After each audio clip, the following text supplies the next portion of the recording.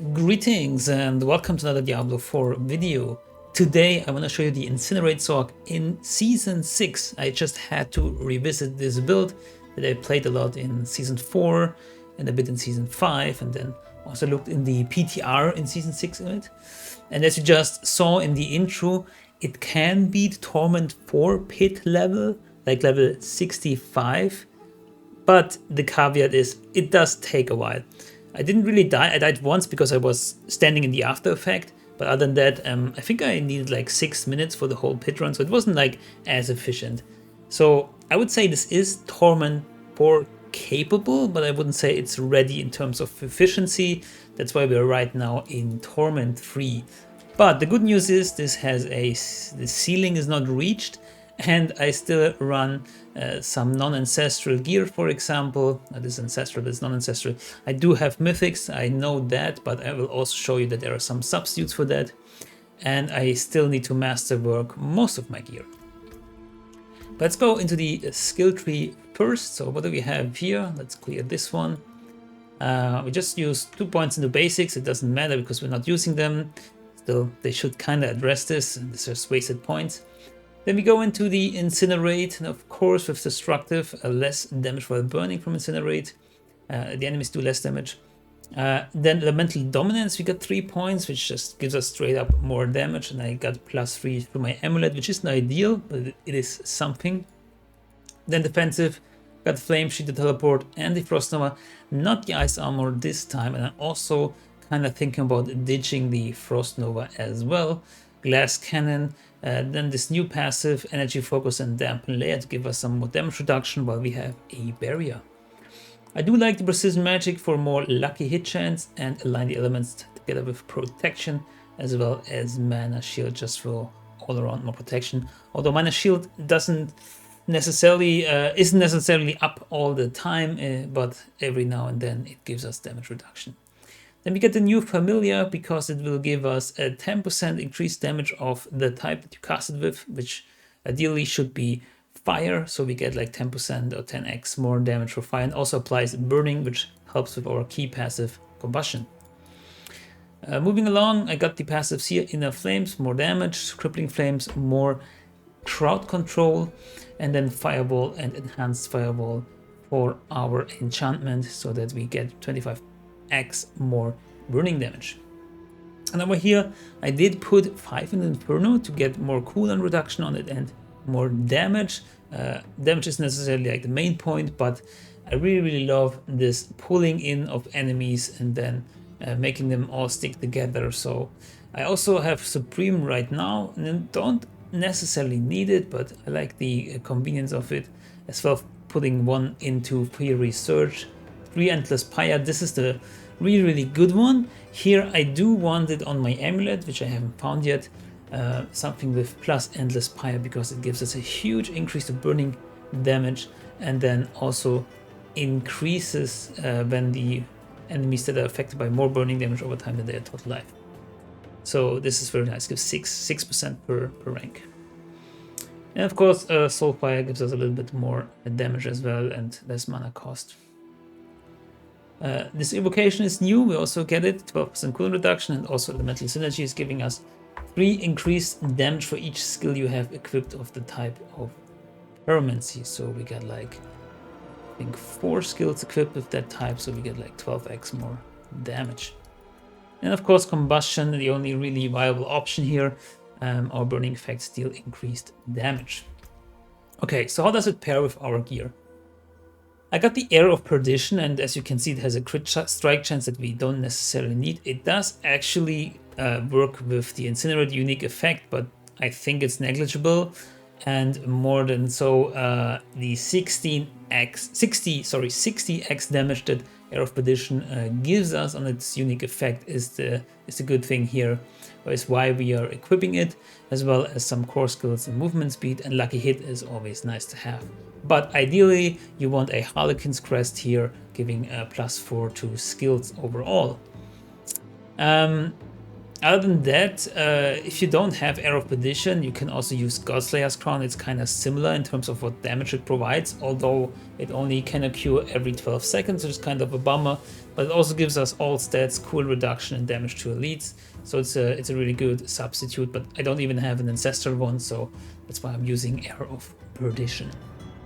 Then I got the Tyrell's Might, which of course takes care of all our resistances and gives a huge bonus to max or all res. And yeah, this little bit of damage with the barrage is kind of neat effect, but it doesn't really yeah, do a lot of damage. You can substitute it if Shroud of False Death, which gives you +1 to all passive, which is pretty strong, although it doesn't sound like much, it's pretty strong.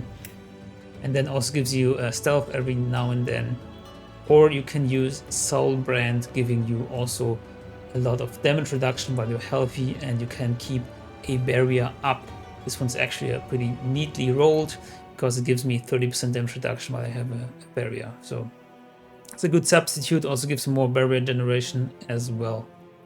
If you do use Shroud of the False Death or Soulbrand and you're struggling with resistances, then also use Rakenov's Wake or Yen's Blessing. I don't think I have a Yen's right here, because they come with a huge resistance to all elements that you will need. Moving on, going to the legendary powers, we got Engulfing Flames. This one is not even ancestral. Ideally, this one has damage to over time. How is it called? Fire damage over time? I don't know. I think it's called fire damage over time instead of max life, and then of course plus to incinerate. Again, this is a huge damage boost that I am missing. I only have +2 to core skills here. I haven't even mastered it, so you can have, I think, up to 6 to incinerate on your gloves. For the tempering, you want Lucky Hit to apply some kind of crowd control. Freezing is very nice to do so. And then I have +2 core damage. Ideally, you want something with +2 vulnerable damage, because they removed damage over time tempering, fire damage over time tempering, and there's also no damage over time tempering, which is kind of a bummer. Vulnerable damage will synergize with our Frigid Fate legendary node that enhances the damage against vulnerable enemies, but core damage is in a similar vein. And then the pants, you're looking at intelligence, max life, armor. If you need, then you can also roll all resistance on them and then temper to something that you need. It might be a resistance that you need, or it might be max life or something. And then again, some lucky hit chance to do more crowd control. You also got Ever Living again, because we're taking less damage than from crowd control or vulnerable enemies, and our enemies will be vulnerable all the time. And why that is, I will explain in a second. Then if you're using legendary boots, you're looking at something with intelligence, with movement speed, and maybe even max life, and then again a crowd control temper and some movement speed as well. And the concussive strikes is always nice, giving yet another form of crowd control, which is also very important, and then increased damage to this specific crowd control targets. Then we got the Flame Sky with a GA Incinerate, so you can see the huge boost to Incinerate, and still it kind of is unsure if it's better than a two-hand staff. I just haven't found a proper two-handed staff, so I can like kind of test it. The only one that I have is this one, and +2 damage is not good. It does not apply to damage over time. So this is comparable, even though it doesn't have that huge boost to plus incinerate ranks. So for now this is fine, but again, it could be better. I do like it for the massive lucky hit. That also, well, massive, it gives 11.2% lucky hit, right? But it gives some decent lucky hit chance, which is nice with all the effects that we can apply with lucky hit. And I don't know, this unique effect, if it scales, how it scales, how much damage it does. I see a couple 100Ks of damage sometimes that also crit, and it has to come from this one, so I don't know. Or it can also come from X-Files, actually. Moving on, Flamethrowers then moves to the Amulet, because otherwise we would put it on a two-handed staff. Flamethrowers is the biggest damage multiplier that we can get for Incinerate. And then for the Amulet, you're looking at intelligence percentage, then maybe movement speed, and then passives that really benefit is, again, Endless Pyre would be better than Elemental Dominance, but I just don't have the mats and money to roll and roll again on an Amulet that is not even perfect in itself. Then we got plus vulnerable damage on the tempo and then Inferno cooldown reduction. It's kind of a flavor for me because I really like to use Inferno more often. You could also put something like Flame Shield duration or Familiar duration, which we do have on the ring, which comes with vulnerable damage, tempering vulnerable damage, and then, as I said, Familiar duration, because the cooldown is kind of, without it, the cooldown is a bit higher than how long it lasts. So now the cooldown is 9 seconds and it lasts for 10.83 seconds. So it's a bit of a quality of life thing. You could also temper, like, again, Inferno cooldown reduction or something similar.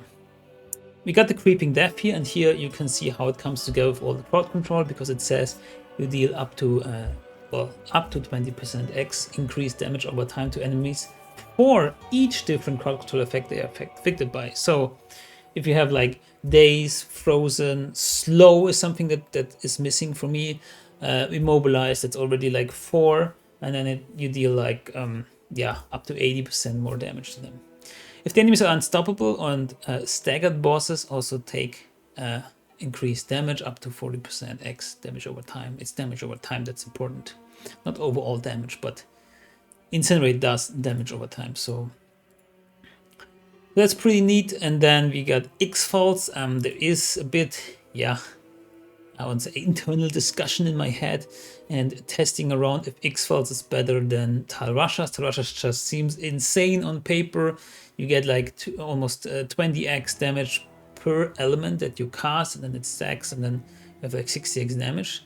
Can only be better than X-Faults actually, but in practice it didn't seem so. So I'm still like toying around with it, because X-Faults just comes with the right affixes, right? It has all stats, lucky hit chance, vulnerable damage, damage over time, and then the chance on lucky hit to erupt and deal damage to surrounding enemies. Lastly, of course, conflagration is also a must-have aspect, and then yeah, on a focus that is also not ideal, but it has intelligence, max life cooldown reduction, and vulnerable damage as well. And of course, you need or want the chance for Incinerate to deal double damage, paired with Flame Scar. I believe it might be, if it's maxed Masterworked, it might be 100% chance, but you need at least, I think, 1 or 2 critical Masterwork hits on the chance for Incinerate to deal double damage to reach that 100%, which I didn't get. Maybe if I get a better focus, then I will try again. So yeah, that is the gear. And then moving on quickly to Mercenaries, we got Subu right here, because he can throw Molotovs, and then Molotovs increase the damage over time that enemies take, which is pretty nice.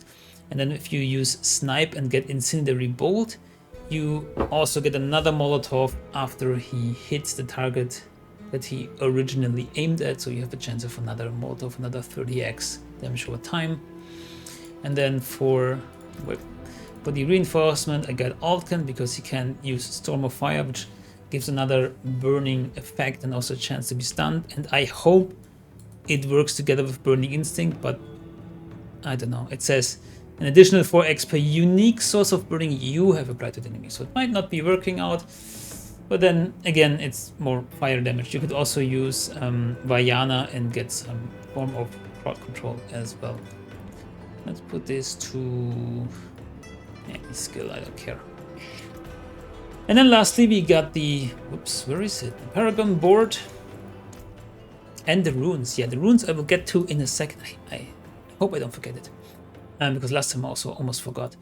Yeah, the Paragon board here in the normal standard board, fire damage over time with Torch. I haven't upgraded it yet to rank Legendary, because I just slotted it in and put out Reinforced, because Torch just does way more damage, and Reinforced is more a defensive option that I don't need right now. Then we got Enchantment board right here, together with Pyromaniac. It's a no-brainer. It just is the Incinerate glyph, of course. Moving on to the Frigid Fate board, and you can see you deal bonus damage to vulnerable enemies equal to 20x of the total amount of your bonus damage with cold, up to a maximum of 60x. And I read that this kind of enhances your damage to vulnerable enemies, like that you got on your gear.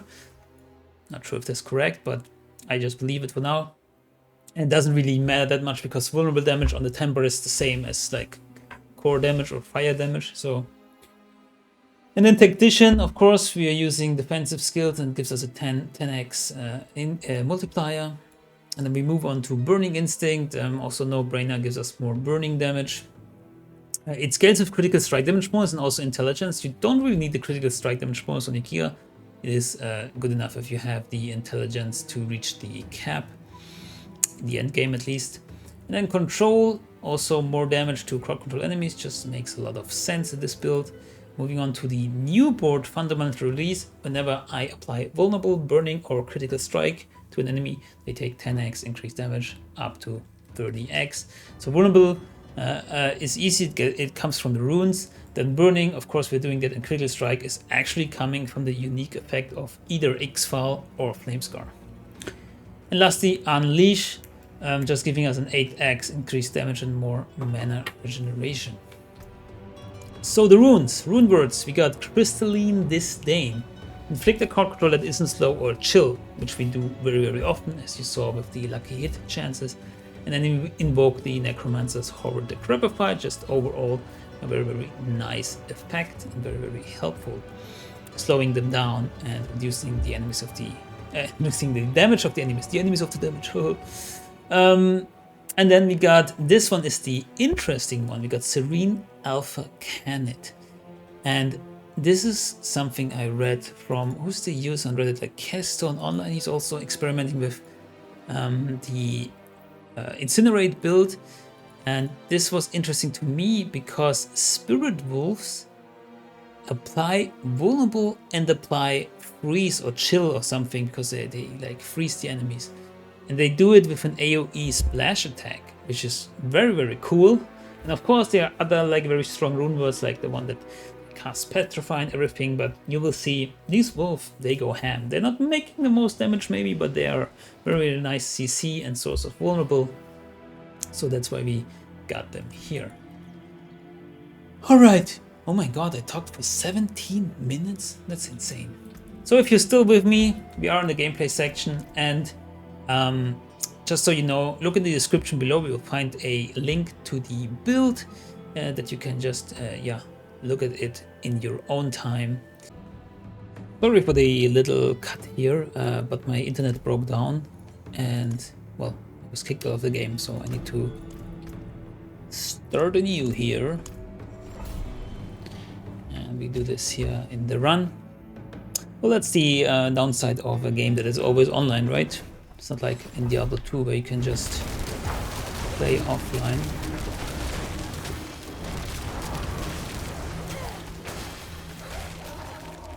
So gameplay wise, this is pretty straightforward.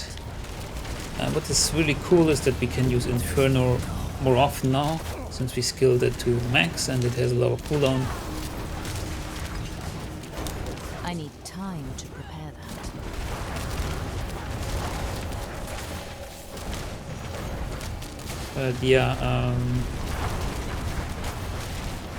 Kurast Undercity is kinda interesting because you need a decent speed as well, of course, as a high damage. We are really fast because we have like 200% movement speed or something. So we can move around pretty fast, and also for Torment 3, which is the damage is very adequate. So time-wise, there's really not an issue. I also did this on Torment 3 with a unique tribute, which gives you even less time to work around. And sometimes it was a bit dicey, so I almost lost the time, but in the end it worked out, and I even got a mythic unique, which was the Shroud of False Death, actually. It was kind of nice. If you don't know the tributes to use them, you get them mostly from Whisper caches. You also can find them like at the end of Nightmare Dungeons and in other various places, but most reliably you get them from Whisper caches, especially like the unique tributes. I got 2 unique tributes from like 30 Whisper caches, so they're not really that common, but then again they give you a good chance at a mythic unique, so maybe that's justified.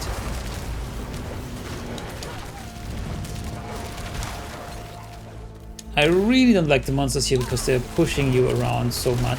Pushing and pulling you. It's kind of annoying.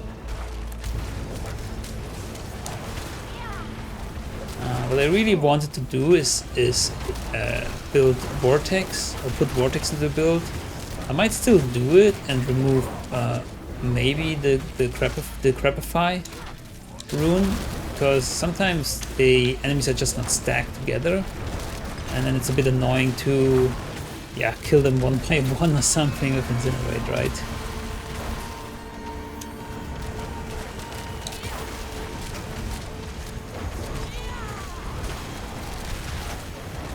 But yeah, ideally, Inferno's up, we can group them together somehow and just go ham.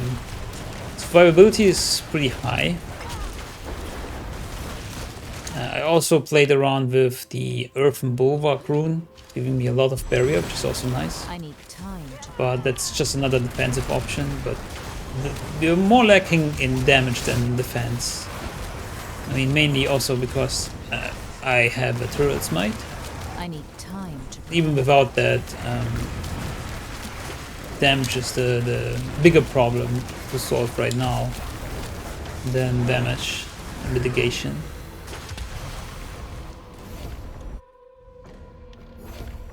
So let's see, I think we need to kill a little bit more normal monsters to kill the meters as well.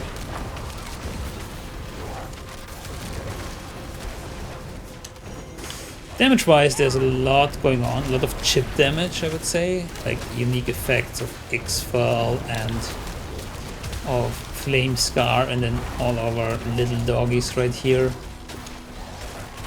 It's kind of hard to see sometimes what the actual damage is, and believe me, I tried. I tried it on the dummies. Hope they will someday they will implement some kind of DPS meter. Not to, you know, compare with other people in group or something necessarily, but to just compare for myself with different builds and how much DPS I'm doing. Because this is just a mess, right? I mean, they changed the way damage numbers are showing, so they are abbreviated, but it's still really, really hard if there's a lot of effects going on.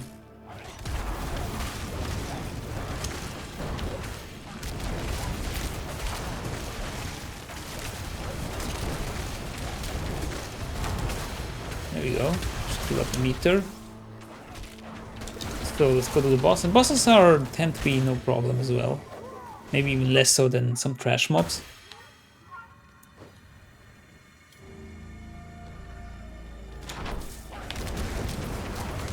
Especially after you get them not healthy, like less than 75% health, as you can see. Boom, now we're talking.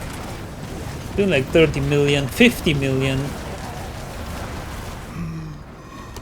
So 50 million was, I think, the highest that I saw here.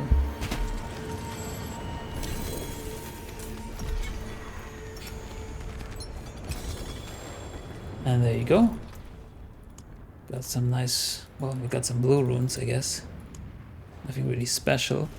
And this ring, which is also has a lot of life per 5 seconds. I don't know who needs this. Anyways, I hope you enjoyed this build. I hope you enjoyed the Incinerate Sorc still. Let me know in the comment section below if you have some idea to improve the build. Let us think together how we can make this better and enjoy Torment 4 at some point, I hope. This is kind of the goal, and I know there's a Spiritborn out there. I also played this, also a video about this. They're just doing billions and billions of damage. But hey, progression is fun, and progression could also mean the goal is to reach Torment 4. So thank you so much for watching, good luck, have fun, and goodbye.